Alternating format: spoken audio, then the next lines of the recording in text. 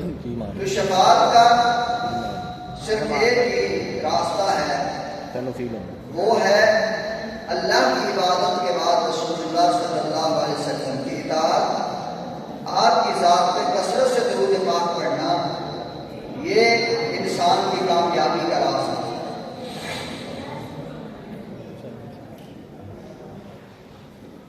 تو عزیز طلباء کرام، اگر ہم قرآن کی تلاوت سارا دن کرتے ہیں تو ہمیں درود پاک کا بھی ورد رکھنا چاہیے۔ میں نے آپ سے عرض کیا کہ یہ ایسی عبادت ہے جس کو قبول ہونے میں کوئی شک نہیں۔ میں آپ کو اس پہ ایک چھوٹا سا واقعہ سناتا ہوں۔ پہلے زمانے میں ایک آدمی تھا جو بہت زیادہ تندرست ہو گیا۔ اللہ تعالیٰ ہر مسلمان کو قرضے سے محفوظ رکھے۔ قرضہ بہت بری چیز ہے۔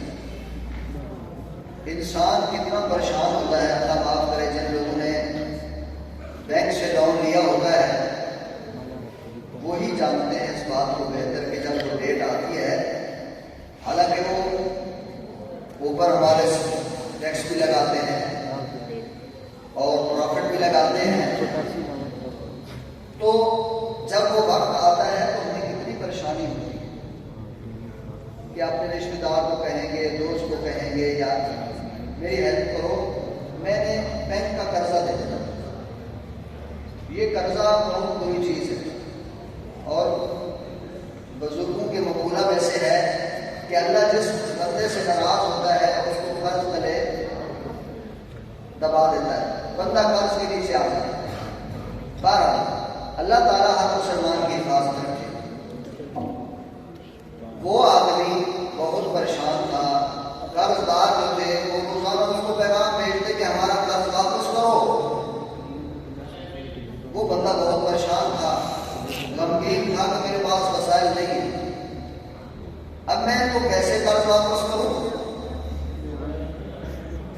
تو کسی شخص سے، کسی عالم سے، کسی ولی اللہ سے اس نے سنا تھا کہ تم درود کی کثرت کرو، درود پاک کو اوڑھنا بچھونا بنا لو، اٹھتے بیٹھتے سوتے جاگتے خوشی اور غمی میں لا الہ الا اللہ، یعنی درود پاک کو ہر حال میں چھوڑنا نہیں۔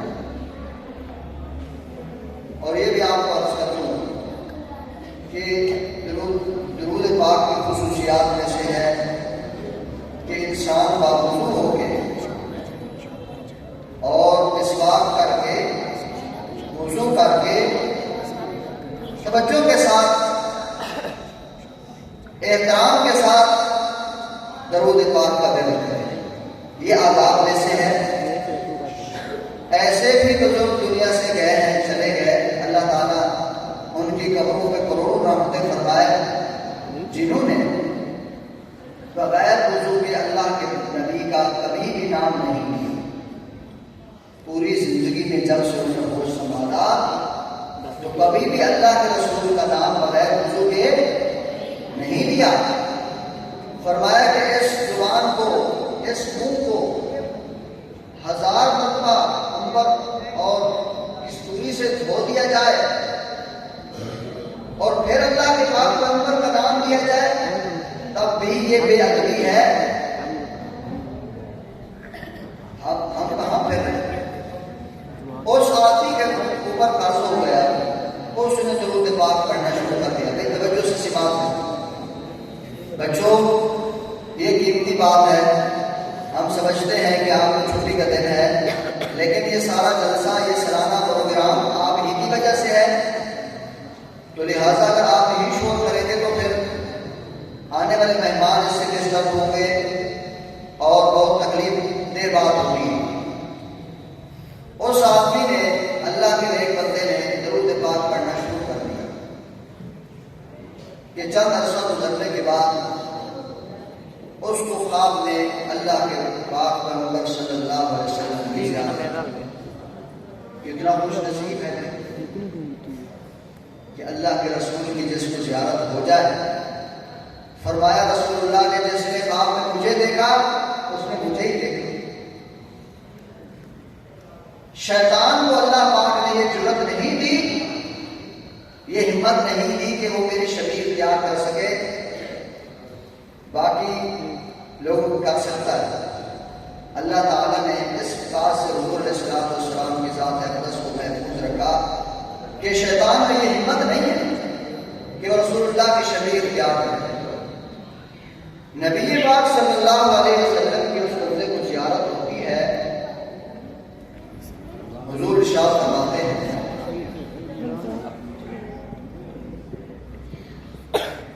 بھائی توجہ سے، نبی پاک صلی اللہ علیہ وسلم ارشاد فرماتے ہیں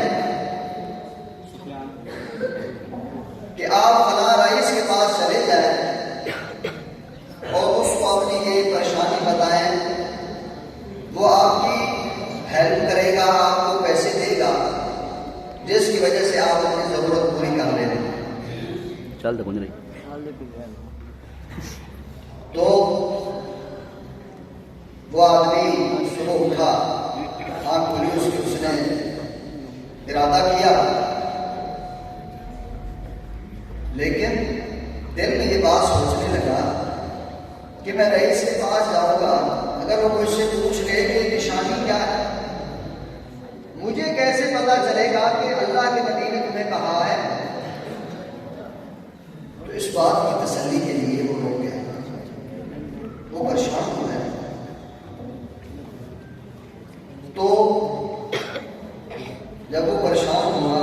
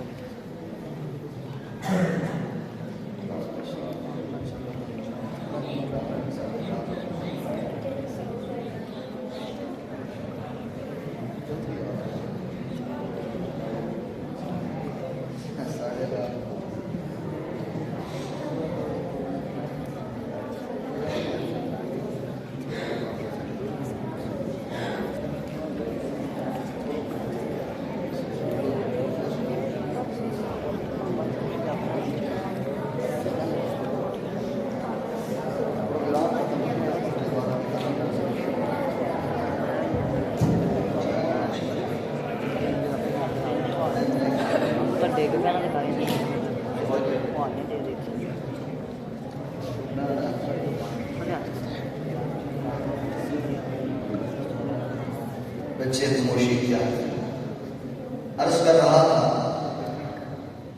وہ اس خوف سے کہ اگر مجھ سے رئیس کو پوچھ لے کہ آپ کے پاس کیا ثبوت ہے کہ اللہ کے رسول نے مجھے بھیجا ہے، تو میں کیا جواب دوں؟ اسی حالت میں، اسی پریشانی میں پھر وہ سو گیا۔ اگلی رات پھر اللہ کے رسول کی اس کو خواب میں زیارت ہوئی، اس نے عرض کی، یا رسول اللہ میں اس رئیس کو کیا کروں؟ نبی اقدس صلی اللہ علیہ وسلم نے ارشاد فرمایا، آپ نے ان سے جا کے کہنا ہے کہ آپ روزانہ مجھ پہ 5000 دفعہ درود پڑھتے ہو،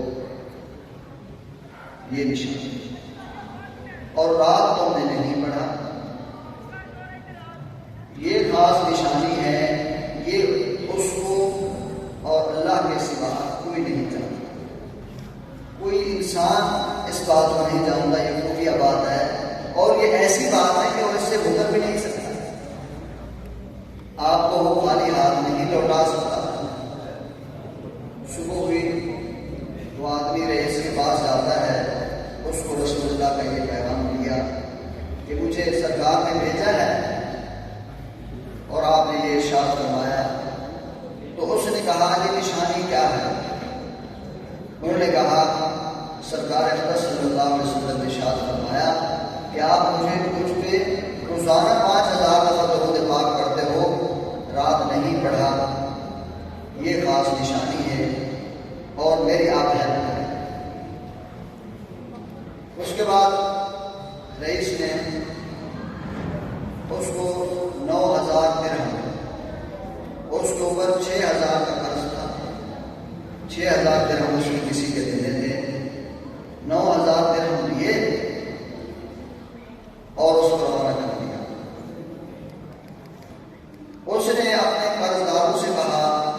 کا مقروض تھا کہ آپ اپنا قرضہ لے جائیں۔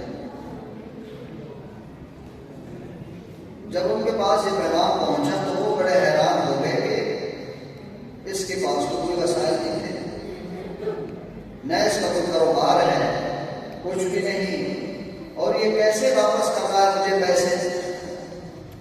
تو اس نے اس کو بلایا اور پوچھا کہ بھائی کیا بات ہوئی؟ تو جب وہ اپنے جس کو قرض واپس کرنا تھا اس کے پاس گیا، اس کو یہ سارا ماجرا سنایا، اس نے کہا یہ 6000 درہم میں آپ رکھ لو، یہ میری طرف سے ہدیہ ہے۔ تو وہ آدمی بہت خوش ہو گیا۔ اس کے بعد اس کی زندگی آسانی میں آ گئی۔ پہلے مقروض تھا، اس کے بعد جب 9000 درہم اس کے پاس ہے، اچھا خاصا کاروبار کر سکتا تھا، اور پھر اس نے شروع کیا۔ بتانے کا مقصد یہ ہے کہ ایک درود شریف کی کثرت کی وجہ سے اللہ تعالی نے اس کو اتنی بڑی پریشانی سے نجات دے دی۔ عزیز طلباء کرام، ماشاء اللہ آپ توجہ سے سماعت کر رہے ہیں، تو بیٹا درود پاک کی کثرت ہمیں کرنی چاہیے، زیادہ نہیں پڑھ سکتے تو روزانہ 100 مرتبہ درود پاک پڑھ لیا کریں۔ حدیث پاک میں آتا ہے تو جو بندہ ایک دفعہ درود پڑھتا ہے اللہ تعالیٰ اس کی 100 حاجات کو پورا فرماتے ہیں۔ 100 حاجتیں، 30 دنیا میں اور 70 آخرت میں۔ بھائی کتنی بڑی انکم ہے اگر کوئی سوچے، اور یہ آخرت کی کرنسی ہے۔ علماء کو بتاتے ہیں، میں تو طالب علم، علماء بتاتے ہیں کہ مشروع جو اذکار ہیں فرض نماز کے بعد 33 مرتبہ سبحان اللہ، 33 مرتبہ الحمدللہ، 34 بار اللہ اکبر، یہ کیوں آپ کو بتاتے ہیں؟ اس کی وجہ کیا ہے؟ روئے داد اس کی کیا ہے؟ روئے داد اس کی یہ ہے کہ اصحاب صفہ جو تھے وہ غریب تھے، انہوں نے نبی پاک صلی اللہ علیہ وسلم کی خدمت میں آ کے عرض کی، سرکار ہم صدقہ نہیں کر سکتے، ہم خیرات نہیں کر سکتے، مشکل سے اپنا نظام چلا رہے ہیں، تو ہمیں کچھ بتا دیجیے۔ نبی اکرم صلی اللہ علیہ وسلم نے ارشاد فرمایا کہ آپ یہ وظیفہ کر لیا کرو، جو بندہ اللہ کے راستہ میں خرچ کرے گا اور تم یہ وظیفہ پڑھو گے تو تمہارا ثواب اس کے برابر ہو جائے گا۔ ایک آدمی غریب ہے، گزارا مشکل سے کر رہا ہے، خرچ نہیں کر سکتا، ویسے تو صدقہ کرنا چاہیے۔ یہ بہت بڑی بات ہے سمجھنے والوں کے لیے کہ اس سے انسان کے گھر میں، اولاد میں اور عمر میں ہر حوالے سے برکت ہوتی ہے۔ تو اصحاب صفہ نے جب یہ حضور علیہ السلام سے عرض کی تو نبی پاک صلی اللہ علیہ وسلم نے یہ وظیفہ عنایت فرمایا۔ تو جو لوگ جو اصحاب خرچ کرنے والے تھے، صاحب ثروت تھے، وہ بھی حضور پاک صلی اللہ علیہ وسلم کی خدمت اقدس میں پیش ہوئے۔ انہوں نے عرض کی، یا رسول اللہ یہ غریب تو ہمارے برابر ہو گئے، اب ہم کیا کریں؟ نبی پاک صلی اللہ علیہ وسلم نے ارشاد فرمایا تم خرچ بھی کرو اور یہ وظیفہ بھی کرو، تمہارے مقام کو پھر کون پہنچ سکتا ہے؟ تو یہ مسنون اذکار ہیں، اس میں 1-2 منٹ کی بات ہے، 1-2 منٹ لگتے ہیں تو فائدہ کتنا ہے؟ اب لوگ پوچھتے ہیں، جیسے حدیث شریف میں آتا ہے، آگے رمضان شریف کا مہینہ انشاءاللہ آمد ہے کہ رمضان المبارک میں ایک ایسی رات ہے جسے لیلۃ القدر کہا جاتا ہے، جس کا قرآن میں بھی ذکر ہے، وہ 1000 مہینے سے بہتر ہے۔ جو بندہ رمضان کی آخری 5 راتوں میں، طاق راتوں میں جاگتا ہے لیلۃ القدر کو پانے کے لیے، اللہ تعالیٰ اس کے کھاتے میں، اس کے نامہ اعمال میں 1000 مہینے کی نیکی لکھ دیتے ہیں۔ شاید ہماری عمر بھی اتنی نہ ہو،